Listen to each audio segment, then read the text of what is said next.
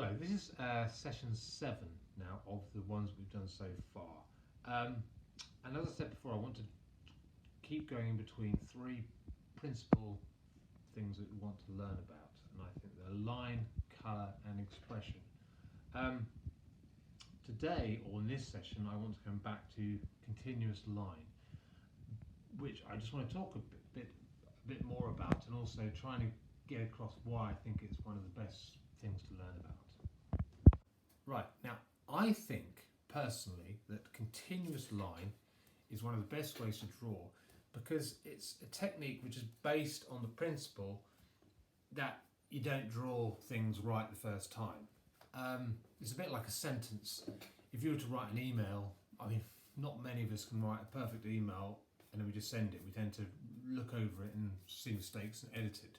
And that's what continuous line is, or versions of that. Okay, so by this I mean that when we draw an object, we don't just draw it once and it's right.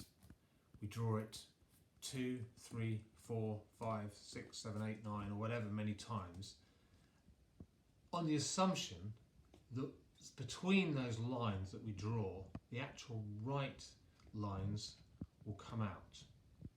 And if you follow my logic that everyone can doodle, and continuous line is a form of doodling, that kind of means that everyone can draw, as I mentioned earlier. So the continuous line thing, where we draw things again and again and again, is basically like an elaborate doodle, and so everyone can do it. Right, I'm going to try and demonstrate now what I mean in this principle of drawing something again and again and again, or going over it again and again and again to sort of get it right. I'm going to draw a quick circle or ellipse, just freehand to 1.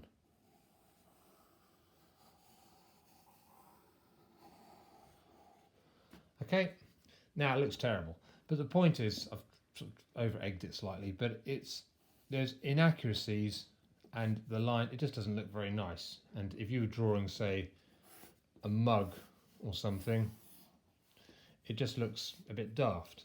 Okay, now so scrap that, and what we'll do is we'll try and draw something the same size, and this time the way you draw an ellipse is you repeat the same hand action again and again and again, so you go over it, and that's the point of doing something with continuous lines. So let's draw it again. This time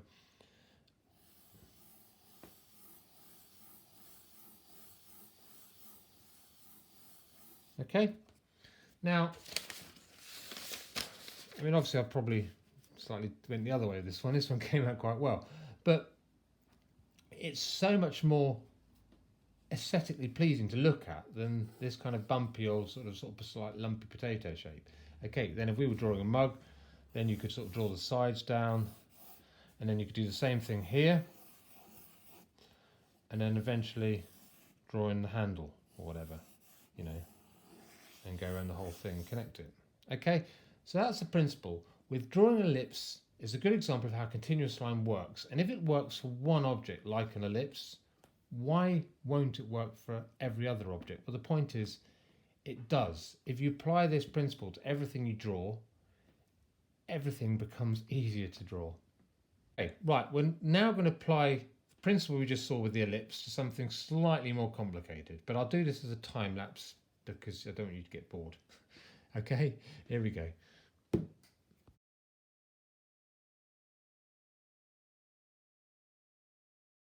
Okay, so what we had here was a shaving brush, and it's a collection of kind of circular shapes like ellipses. So we drew one ellipse there, another there, and all these different ellipses, and we're trying to sort of find where they are, and then we kind of connected them up with the continuous line.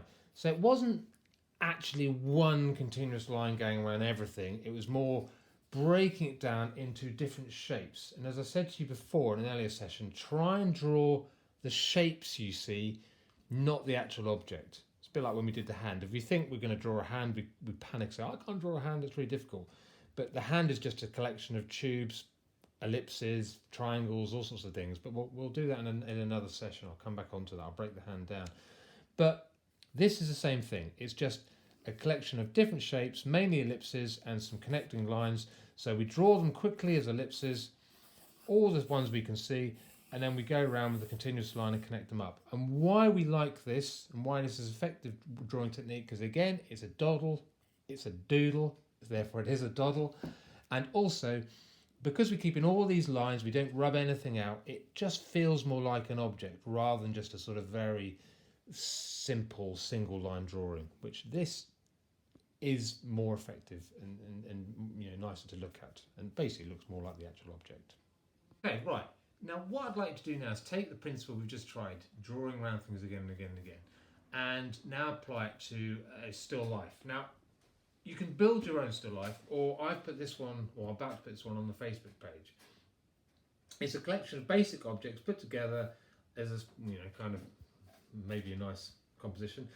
But what I'm interested in is the different shapes on there. So whether it's you kind of ignore it's a tulip, or it's the brush, or it's a tie or whatever. It's just a shape. So ignore the objects. I keep repeating these things. Ignore the objects. Look at the shapes. So I'm going to download this. If you want to have a go at it, brilliant. Otherwise, build your own. But again, try these loose, quick, continuous line sort of experimentation of finding the shapes. Then when you found the shapes, like the ellipses and the triangles or the oblongs or whatever, then connect them up with more going around with the lines on the outside. So hopefully you end up with sort of a loose, sketchy image of parts of this, which hopefully you will enjoy doing. And just say work in pencil for the time being. Thanks for watching, and I apologise about repeating things, but I think it's the best way to learn is repetition. So in the next session on continuous line, we'll look at hands again and try and break down those hands into the shapes, and we'll repeat that process, but this time, you know, try and do it so you can have a go at it. But the next session after this one, what I want to do is do something which hopefully a family or a group could do together based on a still life, but I'll do that in the next one. Anyway, thank you very much and talk to you soon. Bye.